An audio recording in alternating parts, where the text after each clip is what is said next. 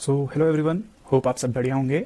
तो आज हम अपनी ब्लाइंड 75 क्वेश्चन सीरीज़ का क्वेश्चन नंबर 4 करने जा रहे हैं। तो बिना किसी देरी के हम अपने क्वेश्चन की तरफ बढ़ते हैं। हमारे क्वेश्चन का नाम है product of array except self. तो क्वेश्चन शुरू करने से पहले उसकी अंडरस्टैंडिंग के लिए हम लोग क्वेश्चन को एक बार पढ़ लेते हैं। तो in question it is given an integer array nums, return an array answer such that every element answer I is equal to the product of all the elements of nums except nums I. The product of any prefix or suffix of nums is guaranteed to fit in a 32-bit integer. You must write an algorithm that runs in O(n) time and without using the division operation. तो जो हमारा question है वो कह रहा है कि मतलब हमें एक nums नाम का एरे गिवन है एंड हमें एक आंसर नाम का इंटीजर एरे रिटर्न करना है जिसकी हर एक वैल्यू ith इंडेक्स की बराबर होगी नम्स के सारे एलिमेंट के प्रोडक्ट के बराबर, सिवाय उस एलिमेंट के जो कि ith इंडेक्स पर रखा हुआ है। एंड हमें दिया हुआ है कि जो प्रोडक्ट हम लोग कैलकुलेट करेंगे आइदर थ्रू प्रीफिक्स और सफिक्स, वो हमारा 32 बिट के इंटीजर में स्टोर हो जाएगा। इसका मतलब हम लोग उन कैलकुलेशंस को नॉर्मल इंट वेरिएबल में स्टोर कर सकते हैं एंड हमें लॉन्ग इंट या लॉन्ग की ज़रूरत नहीं पड़ेगी। अभी के लिए हम लोग अपनी कॉम्प्लेक्सिटी वाले पार्ट को छोड़ देते हैं एंड क्वेश्चन को समझते हैं एग्जाम्पल के थ्रू। तो मैंने यहाँ पे 3 की पॉइंट्स जो हमें क्वेश्चन से मिले थे वो लिख दिए हैं कि हमारे पास एक इंटीजर एरे दिया है नम्स नाम का और हमें रिटर्न करना है आंसर एरे जो कि होने वाला है सेम लेंथ का नम्स के, एंड सारे एलिमेंट जो भी आंसर एरे में होंगे ith पोजीशन पे रखे होंगे वो बराबर होंगे नम्स के एलिमेंट के सारे प्रोडक्ट के, सिवाय उस एलिमेंट के जो कि उस इंडेक्स पर रखा हुआ है। तो एक एग्जांपल लेते हैं हम इसको समझने के लिए। तो सपोज करो कि हमारे पास एक नम्स नाम का एरे दिया हुआ है 1 2 3 4 जिसमें वैल्यू हैं, एंड लेट अस सपोज कि हमने आंसर एरे ले लिया है जिसमें स्टार्टिंग में इनिशियली सारे इंडेक्स पे वैल्यू जो रखी हुई हैं वो अभी के लिए फ़िलहाल 0 है। तो हम लोग क्या करेंगे, हम लोग सारे इंडेक्स पे आंसर एरे की वैल्यूज स्टोर करेंगे। तो अकॉर्डिंग टू क्वेश्चन अगर हम लोग देखें तो i इज इक्वल टू 0 अगर हमें कैलकुलेट करना है आंसर एरे के लिए, तो हम लोग ith इंडेक्स वाले एलिमेंट को छोड़ के, नम्स में ith इंडेक्स वाले एलिमेंट को छोड़ के बाकी रिमेनिंग एलिमेंट्स का प्रोडक्ट निकालेंगे एंड उसको हम लोग स्टोर कर देंगे आंसर एरे के 0th इंडेक्स पर। तो इसको मैंने स्टोर कर दिया जैसे आंसर एरे के 0th इंडेक्स पे। तो अब हमारे आंसर एरे के 0th इंडेक्स पे आ जाएगा 2 3 4 एंड एक्सेप्ट 1, क्योंकि 1 हमारा जो था वो उसी 0th इंडेक्स पे रखा हुआ था। एक और बार हम लोग इसको करेंगे i इज इक्वल टू 1 के लिए। तो i इज इक्वल टू 1 हो गया हमारा। अब तो i इज इक्वल टू 1 के लिए हम लोग क्या करेंगे, जो 1 इंडेक्स पे रखा हुआ एलिमेंट है उसे छोड़ के रिमेनिंग जो एलिमेंट है उनका प्रोडक्ट निकालेंगे एंड इस प्रोडक्ट को हम लोग स्टोर कर देंगे आंसर एरे के फर्स्ट इंडेक्स पे। तो ये हमने स्टोर कर दिया आंसर एरे के फर्स्ट इंडेक्स पे। एंड सिमिलरली हम लोग क्या करेंगे, i इज इक्वल टू 2 के लिए निकालेंगे। तो i इज इक्वल टू 2 हमने ले लिया एंड हमने क्या किया, हमने सेकंड इंडेक्स के एलिमेंट को छोड़ के रिमेनिंग एलिमेंट्स का प्रोडक्ट निकाला एंड उसको हमने स्टोर कर दिया हमारे सेकंड इंडेक्स पे आंसर एरे के। तो रिमेनिंग एलिमेंट्स थे हमारे जो थे 1 2 एंड 4, उनको स्टोर कर दिया एंड हम लोग अपने लास्ट एलिमेंट के लिए भी सेम प्रोसेस फॉलो करेंगे। तो हमारे यहाँ पे i इज इक्वल टू हो जाएगा 3, i इज इक्वल टू हो गया 3। तो हम लोग क्या करेंगे, थर्ड इंडेक्स वाले एलिमेंट को छोड़ देंगे एंड रिमेनिंग एलिमेंट्स जो कि हैं हमारे 1 2 3 उनका प्रोडक्ट हम लोग स्टोर कर देंगे आंसर एरे के थर्ड इंडेक्स पर। ये मैंने स्टोर कर दिया एंड फाइनली आपका जो रिजल्ट एरे बन के आएगा वो आएगा 2 × 3 × 4 24, 1 × 3 × 4 12, 1 × 2 × 4 इक्वल टू 8, 1 × 2 × 3 इक्वल टू हो गया 6। तो हमारा फाइनल जो आंसर एरे बनेगा वो होगा 24 12 8 6। तो एक बार इसको फिर से देखते हैं हम लोग ने क्या किया। यहाँ पे हमने एक नम्स नाम का एरे लिया जिसमें पहले से 4 एलिमेंट थे 1 2 3 4 एंड हमें अब रिटर्न करना है एक आंसर एरे जिसकी इनिशियली सारी वैल्यूज थी 0। तो हमने उसकी 0th इंडेक्स के लिए वैल्यू कैलकुलेट की जैसा कि हमें क्वेश्चन में गिवन था। हमने क्या किया, जो 0th एलिमेंट के लिए अगर हम लोग क्वेश्चन में वैल्यू कैलकुलेट करेंगे तो हम लोग नम्स में 0 एलिमेंट छोड़ के बाकी सारे एलिमेंट्स का प्रोडक्ट स्टोर कर देंगे आंसर एरे के 0th इंडेक्स पे जो कि है 2 3 एंड 4। सिमिलरली हमने क्या किया, इंडेक्स 1 के लिए हमने आंसर एरे के इंडेक्स 1 के लिए हमने क्या किया, हमने नम्स एरे में इंडेक्स 1 पे रखे हुए एलिमेंट को छोड़कर रिमेनिंग एलिमेंट्स जो कि हैं 1 3 4 उनका प्रोडक्ट आंसर एरे के इंडेक्स 1 में स्टोर कर दिया। सिमिलरली हमने आंसर एरे के इंडेक्स 2 को फाइंड आउट 2 की वैल्यू को फाइंड आउट करने के लिए हमने क्या किया, नम्स एरे में इंडेक्स 2 के एलिमेंट को छोड़कर रिमेनिंग एलिमेंट्स जो कि हैं 1 2 एंड 4 उनका प्रोडक्ट आंसर एरे के इंडेक्स 2 पर स्टोर कर लिया। सिमिलरली आंसर एरे के इंडेक्स 3 की वैल्यू के लिए हमने क्या किया, हमने नम्स एरे में इंडेक्स 3 की वैल्यू को छोड़कर 1 2 3 जो कि रिमेनिंग एलिमेंट्स थे उनका प्रोडक्ट स्टोर करा दिया एंड रिजल्ट हमारे पास जो आया बन के वो आया 24 12 8 6। इसको आप लोग कंफर्म कर सकते हैं। यहाँ पे हमें एग्जांपल दिया हुआ है कि इसने हमें एक इनपुट में एरे दिया था 1 2 3 4 एंड आउटपुट एरे जो आया वो आया 24 12 8 एंड 6, जो कि हमारा मैच कर रहा है हमारे किए हुए एग्जाम्पल से। तो ये तो था हमारे क्वेश्चन का एग्जाम्पल। अब हम लोग इसको सॉल्व करने की ओर बढ़ते हैं। तो हम लोग स्टार्टिंग करेंगे ब्रूट फोर्स अप्रोच से। तो हम लोग डायरेक्ट अपनी कोडिंग की ओर बढ़ते हैं। तो हम लोग करेंगे स्टार्टिंग में ब्रूट फोर्स अप्रोच, और we can say naive approach. तो हमने पहले हम लोग क्या करेंगे, नम्स का साइज़ एक n में स्टोर कर लेंगे, डॉट साइज़, क्योंकि हमें एक वेक्टर बनाना है आंसर नाम का, जो कि होने वाला है सेम साइज़ का हमारे नम्स के, और हम लोग उसको इनिशियलाइज कर देंगे 0 से। एंड हम लोग लूप चलाएंगे int i is equal to 0 to n। तो ये जो लूप होगा ये चलेगा हमारा for every index of answer array. ये हमारे आंसर एरे के हर एक इंडेक्स के लिए चलेगा। एंड हम लोग एक और लूप चलाएंगे जो कि int j is equal to 0 up to j less than n j plus plus. And ये लूप चलेगा हमारे for every index of nums array, because हमें सारे एलिमेंट्स के थ्रू ट्रैवर्स करके प्रोडक्ट फाइंड करना है जिसकी हमें ज़रूरत है, एंड सिवाय उस इंडेक्स के प्रोडक्ट के जो कि बराबर है i के। So we will set a condition here i not equal to j। So it simply means except ith index. And अब हमें ज़रूरत होगी एक टेम्परेरी वेरिएबल की जो कि स्टोर करने के काम आएगा हमारे प्रोडक्ट को। सो हम लोग ऊपर एक यहाँ पे टेम्परेरी वेरिएबल ले लेते हैं, temp इज इक्वल टू 1। मैंने इसको 1 इसलिए सेट किया है क्योंकि हम लोग 1 से किसी भी नंबर को मल्टीप्लाई करते हैं तो वो नंबर खुद ही आता है, like i into X is equal to X. तो अब सारे एलिमेंट्स का प्रोडक्ट स्टोर करने के लिए temp इज इक्वल टू हो जाएगा हमारा temp itself into the element at nums। And जब एक बार सारे एलिमेंट उस एलिमेंट के लिए i की एक वैल्यू के लिए हमारे nums के सारे एलिमेंट का प्रोडक्ट निकल के आ जाएगा सिवाय ith इंडेक्स वाले एलिमेंट के, तो हम उसे स्टोर कर देंगे आंसर एरे के ith एरे इंडेक्स पे, तो temp हो गया हमारे यहाँ पे equal to temp। And now will simply return the array answer.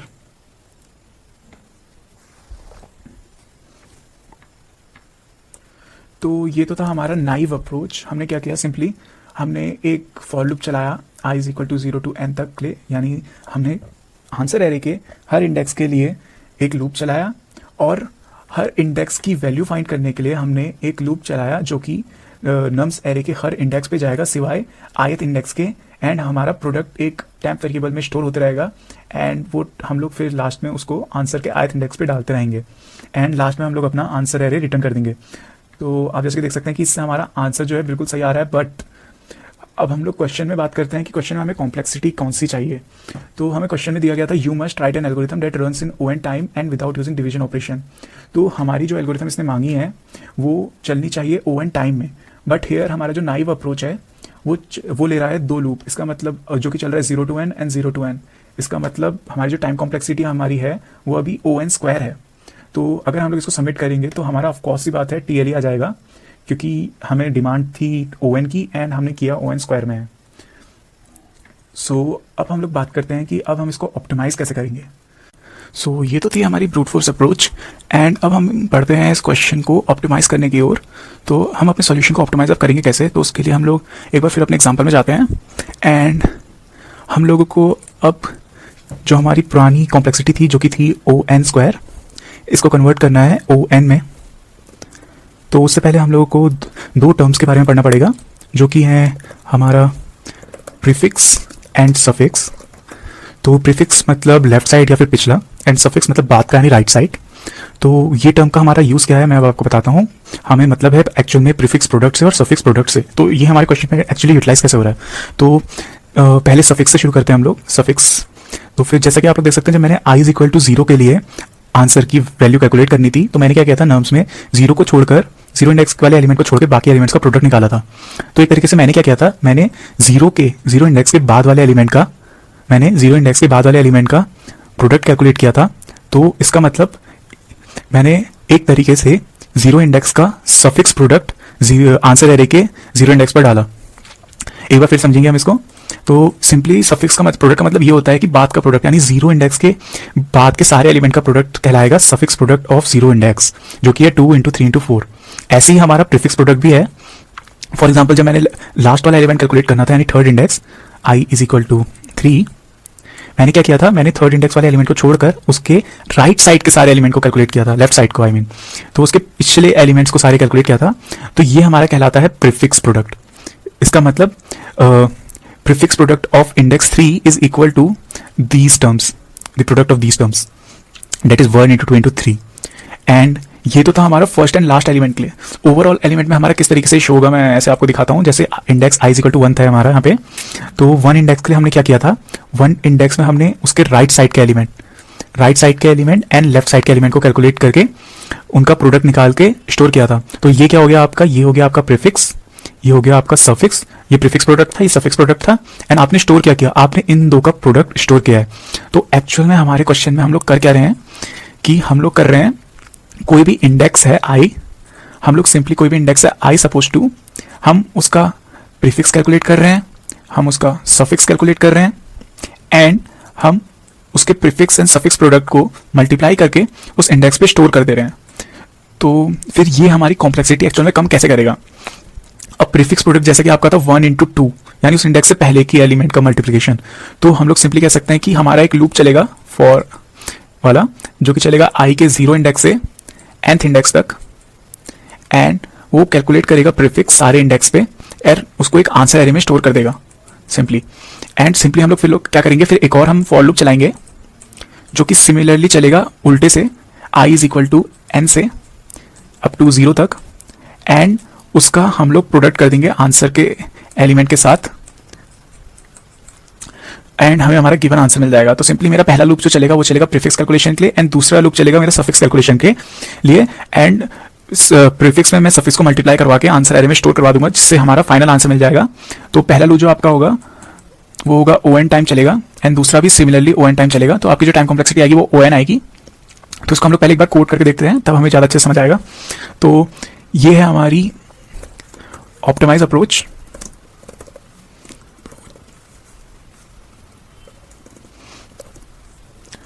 And similarly हम लोग उस बार की तरह एक और n नाम का वेरिएबल लेंगे जिसमें हमारा नम्स का साइज स्टोर होगा, एंड हम लोग फिर से वेक्टर बनाएंगे इंटीजर टाइप का, नेम आंसर, एंड जिसका साइज n है, एंड इनिशियलाइज कर देंगे उसको 0 से। अब हम यहाँ से कैलकुलेट करेंगे अपना प्रीफिक्स। तो प्रीफिक्स स्टोर करने के लिए मैं एक वेरिएबल ले लेता हूँ प्रिफ नाम से, जो कि स्टार्टिंग में 1 होगा, क्योंकि मैंने पहले बताया था कि 1 को हम किसी भी चीज़ से मल्टीप्लाई करते हैं तो वो सेम नंबर आता है। तो मैं फॉर लूप चलाऊंगा अपना प्रीफिक्स के लिए i इज इक्वल टू 0 से i अप टू n तक, एंड मैं सिंपली अपने आंसर की ith वैल्यू पे वो प्रीफिक्स स्टोर कर दूंगा प्रिफ, एंड नेक्स्ट वैल्यू के लिए वो प्रीफिक्स अपडेट हो जाएगा, जो कि इक्वल टू होगा प्रीफिक्स इनटू जो भी आंसर एरे की जो भी नम्स एरे की ith वैल्यू होगी। तो अब हम इसको वापस से एक बार एग्जांपल के थ्रू समझते हैं। तो हम नीचे की ओर चलते हैं थोड़ा। तो मेरे पास अब एक नम्स नाम का सपोज एरे है 1 2 3 4, मेरा प्रीफिक्स है इनिशियलाइज विद 1 है, एंड मेरा आंसर करेंटली स्टार्टिंग में 0 0 0 है। एंड मैंने किया क्या है, मैंने एक फॉर लूप चलाया है i इज इक्वल टू 0 से, int i is equal to 0 से अप टू n तक, एंड मैंने सिंपली आंसर की ith वैल्यू में प्रीफिक्स स्टोर किया है, एंड फिर प्रीफिक्स की वैल्यू को num i से मल्टीप्लाई करके अपडेट किया है। तो पहले मैंने क्या किया, आंसर में मैंने प्रीफिक्स स्टोर किया जो कि था 1, तो फिर ये हो जाएगा हमारा 1। ये मैंने कब किया, जब मेरा i इज इक्वल टू था 0। तो मैंने क्या करा, मेरा अपडेट होकर आंसर की ith वैल्यू 1 हो गई, एंड फिर मेरे प्रीफिक्स में मैंने स्टेप जो किया वो हो गया प्रीफिक्स इनटू नम्स i। तो 1 into 1 हमारा 1 ही रहता है। तो फिर हमारी बात की जो वैल्यू आएगी वो आएगी i इज इक्वल टू 2, यानी i is equal to 1, and i is equal to 1 में क्या होगा कि मेरा answer i is equal to prefix हो जाएगा, एंड प्रीफिक्स की वैल्यू अभी 1 है, तो सिंपली ये हो जाएगा answer i is equal to 1 हो जाएगा। एंड अब मेरी आंसर प्रीफिक्स की वैल्यू जो अपडेट होगी नम i के इक्वल से, तो 1 into 2 मेरा प्रीफिक्स अपडेट होके हो जाएगा 2, एंड फिर हमारा i इज इक्वल टू जो होगा वो हो जाएगा 2 के, i is equal to 2, and अब जो मेरी आंसर i की वैल्यू होगी वो 2 हो जाएगी क्योंकि प्रीफिक्स की वैल्यू 2 है, एंड मेरा प्रीफिक्स अपडेट हो जाएगा मल्टीप्लाई होकर नम i से जो कि है 3, तो 2 into 3, एंड प्रीफिक्स अपडेट होकर हो जाएगा हमारा 6, एंड अब हमारी i की वैल्यू जो होगी वो हो जाएगी 3, i is equal to 3, and जो answer I is equal to prefix होगा दैट मीन्स इट इज 6। तो ये हमारा निकल के जो आया ये आई हमारी प्रीफिक्स एरे। अब सेम तरीके से हम लोग क्या करेंगे, हम लोग सफिक्स कैलकुलेट करेंगे। तो अब हम लोग सफिक्स के लिए एक बार लूप लिख लेते हैं। तो मैंने यहाँ पे करा सफिक्स एंड मैंने एक टेम्परेरी वेरिएबल ले लिया सफिक्स नाम से, सफ नाम से, जिसको मैंने इनिशियलाइज किया 1 से ऑफ कोर्स, क्योंकि हम लोग को क्या करना है 1 से कुछ भी मल्टीप्लाई होगा तो 1 ही होगा। एंड अब हम लूप जो चलाएंगे वो चलाएंगे राइट साइड से। राइट साइड से क्यों? क्योंकि ये जो हमारा सफिक्स होता है वो एक्चुअल में राइट साइड की वैल्यू का कैलकुलेशन होता है। यानी ये जैसे इसके लिए सफिक्स होगा 1, इसके लिए होगा सफिक्स 1 into 4 एंड इसके लिए जो सफिक्स होगा वो होगा हमारा 1 into 4 into 3, ऐसा करके हमारा चलेगा। तो बैकवर्ड से सफिक्स कैलकुलेट होता है। तो फिर हम लोग इसको चलाएंगे i is equal to n-1 up to i equal to 0 i plus plus and answer i में इस बार जो कि हमारा जिस आंसर i में क्योंकि इस बार हमारा प्रीफिक्स स्टोर है तो अब उसमें हम लोग सफिक्स मल्टीप्लाई कर देंगे आंसर i इनटू जो भी सफिक्स है। तो एक्चुअल में यहाँ पे हो क्या रहा है, यहाँ पे हो रहा है हमारा answer i is equal to prefix into suffix. तो यहाँ पे हमारा प्रीफिक्स एंड सफिक्स मल्टीप्लाई हो रहा है जिससे हमें डिजायर्ड आउटपुट मिल रहा है अपना। सिमिलरली फिर हमें अपना सफिक्स अपडेट करना है। तो सफिक्स अपडेट कैसे होगा हमारा, सिमिलरली होगा वो भी जैसे हमारा प्रीफिक्स अपडेट हुआ था, suffix itself multiplied by num i and last में हम लोग अपना रिटर्न कर देंगे आंसर एरे। तो अब मैं एक और बार यहाँ पे देखते हैं अब हमारे साथ क्या हुआ। अब हमने यहाँ पे जो था वेरिएबल, अब ये हो जाएगा हमारा सफिक्स एंड सफिक्स की हमारी स्टार्टिंग वैल्यू है 1 एंड हमारे एलिमेंट्स अभी जो कि हैं 1 1 2 6 आंसर एरे में स्टोर्ड, ये अभी प्रीफिक्स हैं। तो पहले हमारा index i is equal to 3 के लिए सफिक्स कैलकुलेट होगा जो कि अभी इक्वल टू है 1 के। तो हम 6 into 1 करेंगे तो हमारा आंसर जो होगा 6 ही रहेगा एंड फिर हमारा जो सफिक्स है वो अपडेट हो जाएगा suffix equal to suffix into nums of i जो कि है 4। तो हमारा जो सफिक्स होगा वो अपडेट होकर हो जाएगा 4 एंड देन हमारा जो सफिक्स है वो प्रीफिक्स से मल्टीप्लाई होगा दैट इज 2 into हमारा हो जाएगा 4 दैट इज 8 एंड फिर हमारा सफिक्स जो है वापस अपडेट होगा। तो suffix equal to suffix into nums of i जो कि हमारा 3। तो फिर ये हमारा अपडेट होकर जाएगा 12 एंड अब जब हमारा इंडेक्स बढ़ेगा तो फिर हमारा 1 into होगा 12 एंड आंसर जो आएगा यहाँ पे नीचे 12। अब सफिक्स हमारा फिर से अपडेट होगा तो 12 into इस बार हमारे साथ होगा 2। तो सफिक्स जो आपका अपडेट होकर हो जाएगा 24। तो फिर 1 into हमारा होगा 24। तो आंसर जो आएगा हमारा आएगा 24। तो ये लास्ट में हमारी जो एरे बनेगी वो होगी 24 12 8 6 एंड हमने प्रीवियसली जब हमने ब्रूट फोर्स से कैलकुलेट किया था तब भी हमारा आंसर आया था 24 12 8 एंड 6। तो ये आपका आया करेक्ट आंसर बिल्कुल। एंड अब हम इसको सेम को इसमें सबमिट रन करेंगे पहले। तो इसने यहाँ पे 0 मिसिंग है, रिट्राई करते हैं। टाइम एरर प्रॉब्लम मैंने यहाँ पे कहीं पे एक कॉलन मिसिंग होगा।